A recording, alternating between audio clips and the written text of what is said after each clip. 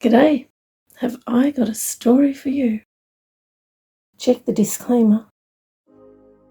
Season 2, Episode 36. Reluctantly. Squirt speaking. The sound of flowing water is almost inaudible now as we get closer and closer to civilization. The trees becoming less dense and more pruned, the sun shining through with more ease, and the sound of cars becoming more and more obvious in the distance. Our next delivery is beside a house. We are meant to place the bags outside, up against the back of the house, and leave them there. It is easy to get to, as there is no fencing, and an obviously well-used path runs across the back of the property. The house looks old and not very well kept. The grass is quite long and the house has cobwebs around the outside. There are tall trees with branches reaching over both the house and the walking path. The house seems like it may be vacant. We do not have to check that these bags are picked up this time, because even if they are not picked up by the original recipients, they can be helpful to others regardless, and they do not contain anything compromising, though most do contain items that will specifically suit the original people for whom they are intended. Up to now, we have probably left about 8 bags or groups of bags in different locations without interacting with the recipients. Little Sweetheart, or Code 3 for today, has let us know that so far they have all been picked up except one. He might come back again for it later though, and if not, the supplies can help other people. These bags are apparently for a family of 4 who will walk through this back path the same way we are, but in the opposite direction. We make sure these bags are up on the stone ledge away from the ground and under the eave to protect from the weather. They are also slightly behind a small set of steps which makes them hidden until someone goes looking for them. Code 3 lets us know that the family are on their way, so we leave the bags and continue along our path towards the main road. We plan to cross the road and head into the forest along the other side so we aren't seen until we reach our destination. A big man and a young girl just walking along with many bags strapped around their bodies does look pretty odd and would likely draw attention, or at the very least it would be something people would remember when asked. We would rather not be seen if we can help it. The next delivery is quite small compared to the 4 large bags. It is a heavy paper-wrapped parcel that needs to be delivered to a small house much further along our path. We just need to follow the direction of the main road until we reach the house with the green door. I remove all my bags and leave them with my counterpart self to guard. It is better if I am not carrying a bunch of bags for this next delivery. I walk out from the trees and cross the quiet road. The green door stands out against the red brick of the house and against every other house along this road. I knock and step back from the door. 2 jovial voices sound from inside, though I cannot tell what they are saying. As the door swings open, I am greeted by 2 round, smiling faces. The woman standing close and the man behind her looking over her shoulder. Both have grey hair and kind eyes. "Hello there, what might this be then?" asks the man. "I have a delivery for you from Code 3, I say with a smile. The woman, growing in her excitement, turns to squeeze the man's arm. I told you, she chimes. The man nods at me and reaches out his hand, his smile growing as I pass him the parcel. He tears open the paper immediately and laughs. She really wasn't kidding. Inside, I see there are 2 main items. Papers that appear to be some form of documentation, and keys. A lot of keys. Mostly they look like house keys, but there are definitely some car keys in there too. He divides the documents into 2 stacks and looks over them quickly.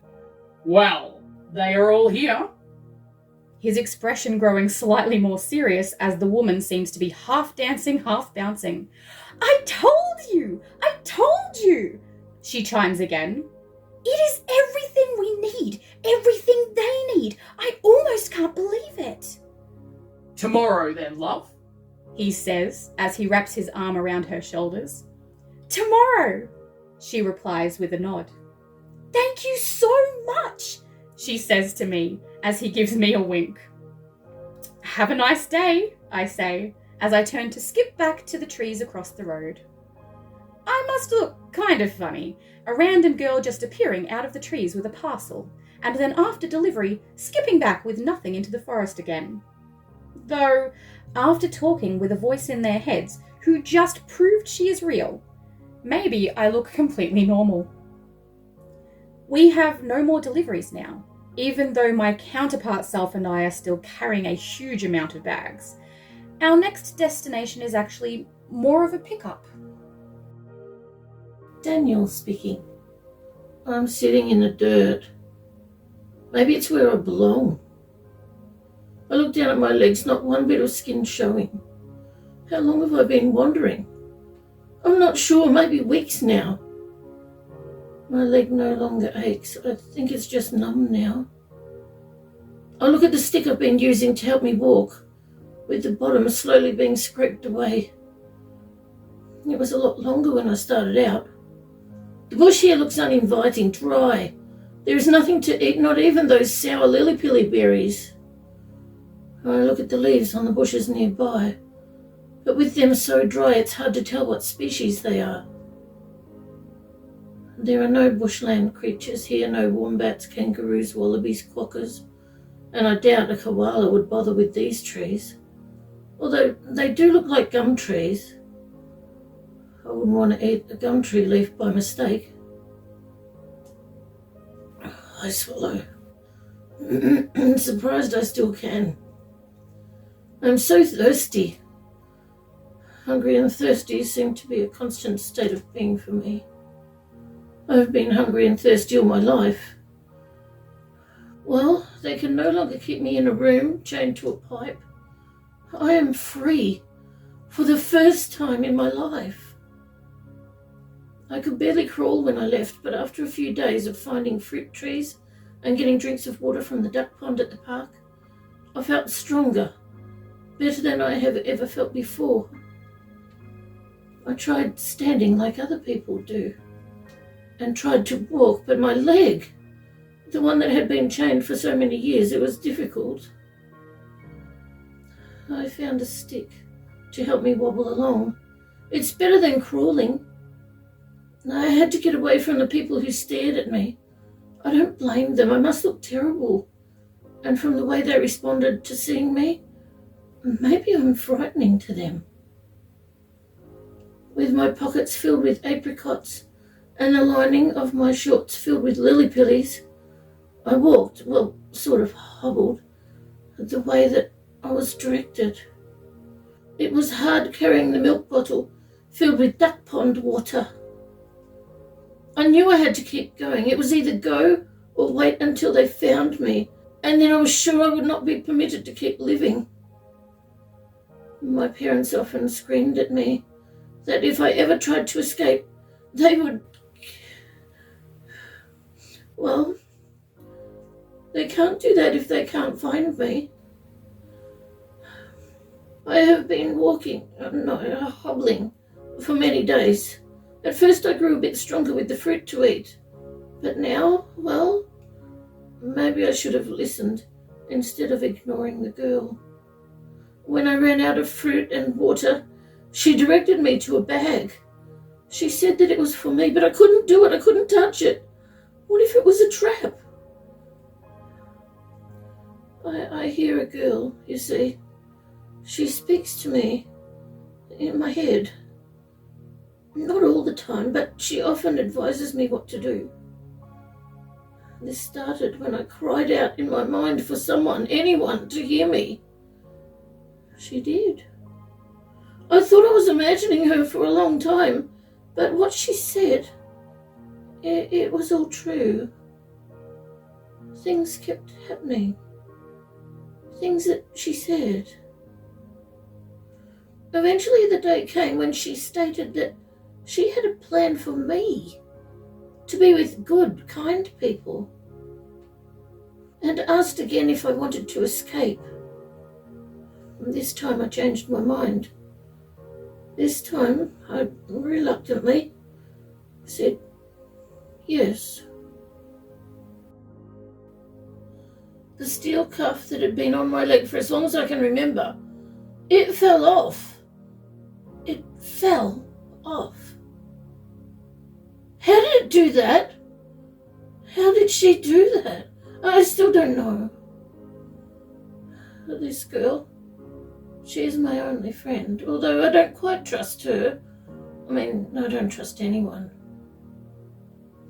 The girl directed me to a cottage. It was beautiful, with a woman doing things with plants and dirt. The girl told me that she was gardening. That's a word I had never heard before. Not even on the radio that was always blaring in the next room. The girl told me that there were 2 apple pies cooling on the windowsill at the side, and one of them was for me. I didn't believe her. Why would one be for me? Suddenly, the woman stood up and called out, "I made 2 apple pies today, instead of 1. They are on the side windowsill. One is for me and one is for you, whoever you are. The angel child asked me to make it for you, the one who speaks to us, the one who helps us. You can take it whenever you like." As I hobbled away as fast as I could, I heard her call out, "I can't eat 2 of them, Daniel." While trying to hobble faster, I was sure that the parents had found me. How did she know my name? I hadn't heard my name in years. Only the parents know my name. The girl was trying to speak to me, but I was not listening. "Angel child," that's what the woman said. Is the girl I hear an angel? I've heard about those from the radio that was so loud in that next room. That would explain a lot. But I thought those weren't real. Maybe they are. I shouldn't have given that handful of lily-pillies to that wombat, who I was sure had a baby, but she looked hungry. I still hobbled in the direction the girl, or maybe Angel, asked me to go when she first contacted me. I had ignored about 8 things she told me to do. The bag with the leather strap, so it would have been easy to carry, but who put it there? I got scared and didn't listen. She asked me to veer off course for fruit, but I couldn't see any fruit trees. Maybe the fruit was in a basket or on the ground. I don't know, because I decided not to go. I wouldn't listen. She asked me to go to a certain tree that I could see, but I decided to stay well clear of it. What if those parents were waiting for me there? I wouldn't listen. It was days, maybe weeks. I just kept hobbling along until I got here. And now I'm sitting in the dirt. Maybe it's where I belong. How long have I been wandering? I'm not sure. Days, lots of days, maybe weeks now. I keep drifting off to sleep. Maybe one of these times I won't wake up. Who is the girl that I am supposed to be waiting for? I don't know. But if I'm still alive when she gets here, I'm just going to do whatever she says. Squirt speaking. I know we are in the right location. The images in my mind from Little Sweetheart confirm this is it. But I can't see him. We keep moving quickly through the area, looking everywhere. "Daniel!" I call, but I don't hear any reply. I see him in my mind as Little Sweetheart shows me exactly where to look. Eventually, we find him, sitting on the ground, leaning against a tree, unconscious. He is so small and thin, very pale and clearly malnourished. He is meant to be about 15 years old, but honestly, he looks about 7. "Come on, Daniel. You can do this. I say with desperation, his hand in mine. When his eyes finally open, he looks up at me with a weak expression that conveys both his surprise and fear. I do not think he was expecting to wake. I squeeze his hand and try to smile without crying.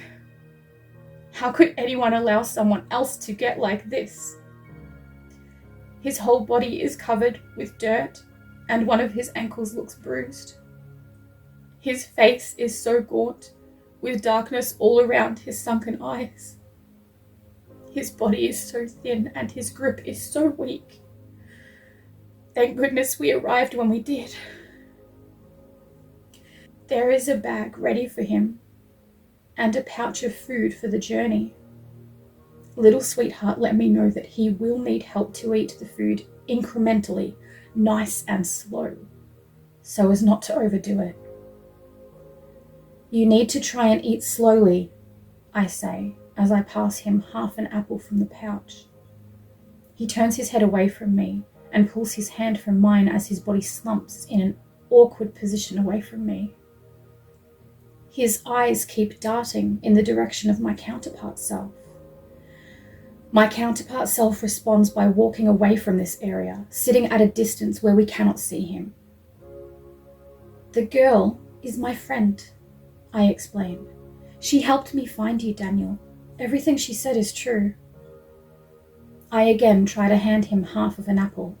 Slowly, I remind him.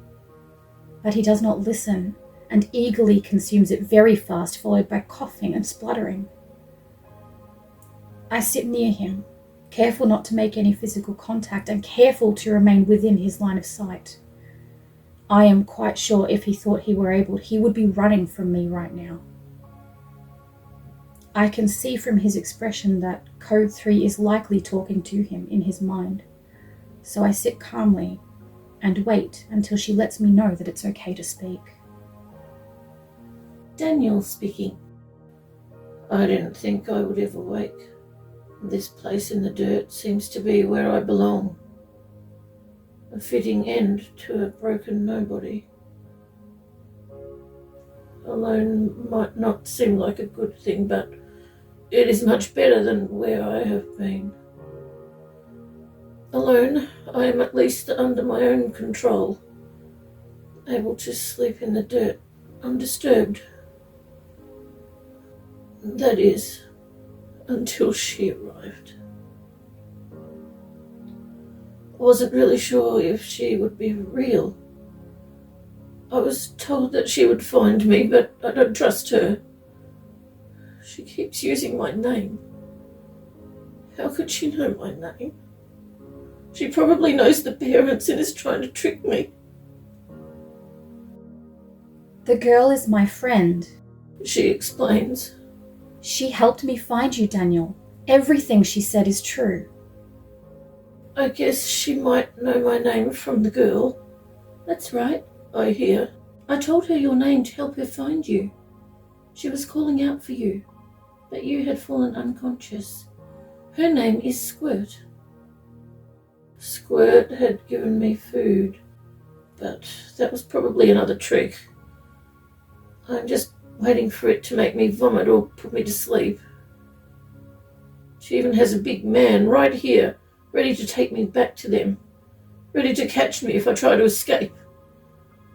Though there isn't much chance of that. I can barely hobble. I watch as the man turns and walks away. That is unexpected. Maybe he can see that I am unable to escape. As the girl sits, I realize the food seems to have actually helped me. The pain in my stomach has decreased a little, and my mouth feels less dry. The food is good for you. It is not a trick. I hear the girl again. I look over at Squirt, sitting there peacefully, her expression a mixture of sad and tired and relief. I have never seen an expression like that before. It doesn't seem like a trick, but it never does. She doesn't speak for a little while, like she is waiting. Probably waiting for the parents to get here and take me back. She will not return you to your parents, and she will not force you to go with her.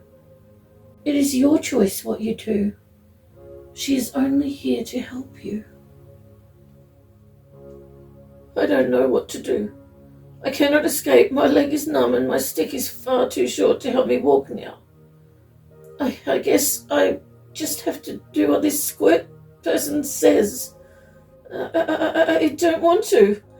I feel tightness in my chest and an icky feeling all over my skin at the thought. But what other choice do I have? I fight back this aching feeling inside my head. The tears. I can feel behind my eyes. Though I cannot meet her eyes, I force myself to say, thank you.